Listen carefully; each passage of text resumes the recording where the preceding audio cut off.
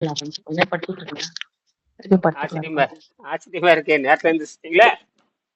நான் 3 மணிக்கே வந்து ஒரு நேரம் படிச்சுட்டு இருந்தேன். ஆ, சரி திருப்பி தூக்கம் வருது படுத்துலாம்னு நினைச்சு. நான் 3 மணிக்கு எழுந்திரிச்சு படிச்சுக்கிட்டு இருந்தேன். 3 மணிக்கே ஒரு வணக்கம் போட்டிருப்பேனே. ம். 3 மணிக்கே நம்ம குழுவுல வணக்கம் போட்டிருப்பேன். சரி, ஒரு 5 நிமிஷம் பேசிட்டு அப்ப நீங்க வேலை பார்க்கலாம். ம்.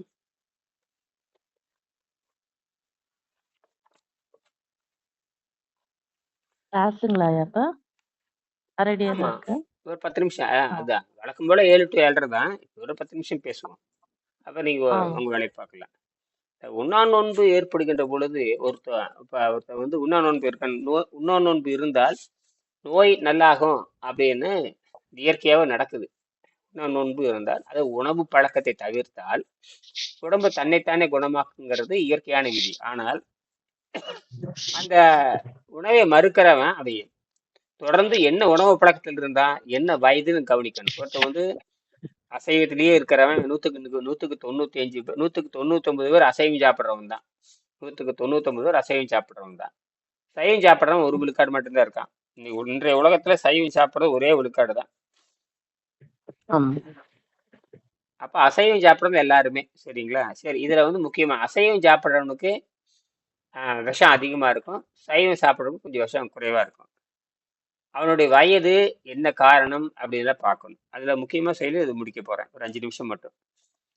இந்த சரி. உண்ணா நோன்பை முடிப்பது எப்படின்னு சொல்லிட்டு 73வது பக்கம். 73வது பக்கத்துல என்ன சொல்றாரு? ஆ. டாக்டர் அர்னால்ட் ரெக்ரட் என்ன சொல்றாரு? டாக்டர் அர்னால்ட் ரெக்ரட் உண்ணா நோன்பை பற்றி என்ன சொல்லுகிறார்? அது வந்து உண்ணா நோன்புன்னு தனியாக ஒன்று எழுதியிருக்காரு. அது பேரு ரேஷனல் ஃபாஸ்டிங் பேரு. அது அங்கே கிடைக்கும், ஆ பாண்டிச்சேரியில கிடைக்கும். படிச்சேன். அது இருந்ததுன்னா எங்கிட்ட வந்து அது இதுலயே இருக்கு, பிடிஎஃபாவும் இருக்கு. அதை வேணா டவுன்லோட் பண்ணிக்கலாம். 200 பக்கம் எங்கிட்ட முழு புத்தகம் வச்சிருக்கேன். ரேஷனல் ஃபாஸ்டிங் இருக்குது. இன்னொரு முக்கியமான நூல் மியூகாஸ்லஸ் டயட் ஹீலிங் சிஸ்டம். அதை தான் உலகத்தையே திருப்பி போடுற புத்தகம். அதை தான் சித்தர்கள் அப்படியே சித்தர்கள் கொள்கையை அப்படியே கொண்டு வர்றாரு. அவர் 2 பயன்படுத்துறாரு. அவரும் வேக வைத்த காய்கறியும் நீரையும் பயன்படுத்துறாரு. திருவள்ளுவர் நீரை பயன்படுத்துகிறார். அதான் விஷயமே. நம்ம புராணங்களே நீரை அடிப்படை கொண்டதான். எல்லாமே நீரை வச்சுதான் நம்ம புராணங்கள், நம்ம பழக்க வழக்கங்கள், தெய்வ வணக்கங்கள் எல்லாமே நீரை வச்சுதான். நீர் இல்லைன்னா அங்க எதுவுமே இல்லை. நீர் இல்லைன்னா எதுவுமே இல்லை. சரி, அதைதான் திருவள்ளுவர் நீரின்றி அமையாது உலகு அப்படிங்கிறாரு. நீர் அப்புறம் ஒழுக்கமே நீர்ல தான் தொடங்குங்கிறார். ஒழுக்கமே நீர்ல தான் தொடரும். அவர் எழுதுறாரு, நீரின்றி அமையாது உலகெனின் யார் யாருக்கும் வானின்று அமையாது ஒழுக்கு அப்படிங்கிறார். வானத்திலிருந்து தூய தண்ணீர் பூமிக்கு வரல அப்படின்னா ஒழுக்கமே இல்லைங்கிறார். என்னது? ஒழுக்கம் இல்லை. அந்த ஒழுக்கத்தை தான் நீங்க அதைதான் வள்ளுவர் சொல்றது. இந்த உலகத்தினுடைய அச்சாணி. இந்த பிசிக்ஸ் புரிஞ்சிக்காம தான் எல்லா விஞ்ஞானிகளும் முட்டாள் பண்ணிட்டு இருக்காங்க. எல்லா பிசிக்ஸுக்கும் பிசிக்ஸு, கெமிஸ்ட்ரி, பயாலஜி, மெக்கானிக்கல் இந்த 4 தான் அடிப்படை. பூமியில் இருக்கிற விஷயங்கள். பிசிக்ஸ்ல ஒரு விஷயம் இருக்கு, கெமிஸ்ட்ரியில ஒரு விஷயம் இருக்கு, பயாலஜில ஒரு விஷயம் இருக்கு, மெக்கானிக்கல் இந்த 4க்குள்ளதான் எல்லாம் வந்தாகணும். எல்லாத்துக்கும் பேசிக் என்ன தெரியுமா? வாட்டர் தான் எல்லாத்துக்கும் பேசிக். வாட்டர். வாட்டர் இல்லைன்னா அந்த 3னுடைய என்ன டிசிப்ளின், இந்த 4 டிசிப்ளின், பிசிக்ஸ்ல discipline out, chemistry discipline out, உயிரியல் discipline out, mechanical discipline out. சரி, எல்லாம் இருக்கட்டும். உண்ணா நோன்பு முடிக்கும் பொழுது சாப்பிடும் ஆகாரம் உண்ணா நோன்பை போலவே மிகவும் முக்கியமானது. உண்ணா நோன்பு யார் இருப்பாங்கன்னா மிகப்பெரிய அறிவில் சிறந்தவர்கள் தான் உண்ணா நோன்பு இருக்க முடியும். முட்டாளுகளே இருக்கக்கூடாது, இருக்க முடியாது. அவனை ஆளை கொண்டு போடும். அதான் டாக்டர் அருணாளகர் சொல்லுவார், அறிவாளிகள் தான் நோன்பு இருக்க முடியுங்கிறார். என்ன சொல்றாரு? மற்றவன்ல இருக்க முடியாது, அறிவு தேவை அதுக்கும். அது என்ன நடக்குது? அதனாலதான் சொல்றப்ப சோனம் வாங்ஸு ஒரு முட்டாள். அவருக்கு இதை பத்தி ஒண்ணுமே தெரியாது. அவர் ஏதோ ஒரு கோரிக்கைக்காக டக்குன்னு எடுத்துட்டாரு. ஆளை முடிச்சிருக்க வேண்டியது தப்பிச்சுட்டாரு. அவரு இதுக்கும் வந்து அவரு லடாக் பகுதியை சேர்ந்தவர். இமச்சலை லே லடாக் இமயமலை பகுதியை சேர்ந்தவர். அவங்க பூரா இறைச்சி தான் சாப்பிடுவாங்க. அங்க சைவங்கிற பேச்சுக்கே இருக்காது. என்னது? எல்லாம் மாட்டு இறைச்சி சாப்பிட்ற கூட்டம் தான். மாட்டு இறைச்சி தான் திம்பானுங்க எல்லாருமே. அப்ப அவன் நோன்பு இருந்தா என்ன ஆகுது தெரியுமா? ஆள் இறந்துருவான். அதைத்தான் எழுதுறாரு இங்க. உண்ணா நோன்பு முடிக்கும் பொழுது 73ஆம் பக்கம் உண்ணா முடிக்கும் பொழுது ஆகாரம் ஆகாரம் உள்ள சாப்பிடுற முதல் ஆகாரம், அதாவது உண்ணா நோன்பு முடிச்சிட்டு சாப்பிடுகின்ற முதல் ஆகாரம். ஒரு 10 நாள் உண்ணா நோன்பு இருக்கிறீங்க, அப்ப நீங்க கூட 3 நாள் நீர்ப்பயிற்சி செஞ்சுட்டு 5 3 நாள் செஞ்சுட்டு 5 நாள். ம், அதாவது தொடர் நீர் மருத்துவம், தொடர் நீரை வந்து அருந்துதல் தொடர்ந்து 72 மணி நேரமோ இல்ல 3 நாளோ 4 நாளோ 5 நாளோ, இப்ப எப்படி சோனம் வாங்ஸ் 31 நாள் அவர் செஞ்சு நீரை அருந்தி இருக்காரு, அவ்வளவுதான். அது விஷயம் இல்லை, அது மருத்துவம் கிடையாது. அவரு உயிரை மாய்த்து கொள்வதற்கான ஒரு போராட்டம் பண்ணியிருக்காரு, அதோட நிறுத்துங்க. நம்மளது வந்து மருத்துவம். சரி, இப்ப அப்படி 5 நாள் 6 நாள் நீர் இருக்க, இல்ல ஒரு நாளாவது இருக்கிறீங்க அப்படின்னு வச்சுக்கோங்க. ஒரு நாளாவது இருக்கிறீங்கன்னா அந்த முதல் உணவு என்னவாக இருக்க வேண்டும், முதல் உணவு என்னவாக இருக்க வேண்டும்ங்கிறது முக்கியம். அதுதான் இங்க முக்கியம், வேற ஒண்ணும் இல்லை. உண்ணா நோன்பை போலவே மிக முக்கியமானது. உண்ணா நோன்பை முடிக்கும் பொழுது சாப்பிடும் ஆகாரம் உண்ணா நோன்பை போலவே மிக முக்கியமானது. அது நோயாளியின் நிலைமையும் உண்ணாவிரதம் இருந்த காலம் எவ்வளவு நாட்கள் என்பதையும் பொறுத்தது. மரணத்தில் முடிந்த கீழ்கண்ட 2 நோயாளிகள் சம்பந்தமான விவரங்களை தருகிறேன். இப்போ 2 நோயாளிகள் வந்து இந்த தவறான நோன்பினால் இறந்துடுறாங்க. தவறான பயிற்சினா, நோன்பு நல்லதுதான். அவங்க வந்து அசைவ குணத்தில் இருந்தவன், நோயாளியா இருந்தவன். அதுதான் விஷயம். நோன்பு இல்ல, அவன் நோன்பு இருந்திருக்கான், பொதுவானது, அது நன்மைதான் செய்யும். ஆனால் அவனுடைய உணவு பழக்கம் என்னவா இருந்திருக்கு, அவன் தொடர்ந்து அசைவத்தில் இருந்திருக்கிறான், நீண்ட நாள் நோயாளியா இருந்திருக்கிறான். இது ரொம்ப முக்கியம். சரி, அப்ப குறுகிய காலத்துல 12 மணி நேரத்துக்கு மேல போல குறுகிய காலத்துல நோன்பு இருந்து அந்த சளி குறைந்த உணவை வைத்துதான் அந்த நோன்பை முடிக்க வேண்டும். நோன்பை தொடங்குவது என்பது வேறு. நோன்பை தொடங்குவது எவ்வளவு முக்கியமோ நோன்பை முடிப்பது முக்கியம். அப்ப அவன் உணவு பழக்கம் என்ன, அவன் வயது என்னன்னு பார்க்கணும். அதுக்கு நம்ம என்ன பண்ணிருக்கோம்னு கேட்டீங்கன்னா, இங்க நேரடியா நீரும் வேக வைத்த காய்கறி, இது சைவமா இருந்தாலும் இதுதான், அசைவமா இருந்தாலும் இதுதான். அப்ப இது ஒண்ணுமே இல்லை, நம்மளதான் இருக்கிறது எளிமையானது. வெங்கடேசன் கண்டுபிடிச்சதான் இருக்கிறதுலே எளிமையானது.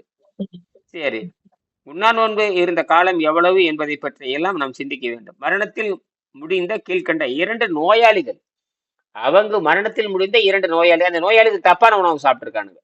முதல் உணவு நோன்பு இருந்ததுக்கு பிறகு நோன்பை முடிக்கும் பொழுது என்ன உணவுனா தவறான உணவு சாப்பிட்டு, அந்த தவறான உணவு என்ன பண்ணிருக்குது, அவனை கொண்டு இருக்கு. நோயாளிகள் சம்பந்தமான விவரங்களை தருகிறேன். மேற்படி மரணம் நிகழ்ந்தது உண்ணாவிரதத்தினால் அல்ல, அதான் முக்கியம். உணவுகள் உண்ணாவிரதத்தினால் அல்ல. உபவாசம் தவறான உணவால் முடிக்கப்பட்டதால் நிகழ்ந்தது. பாத்தீங்களா,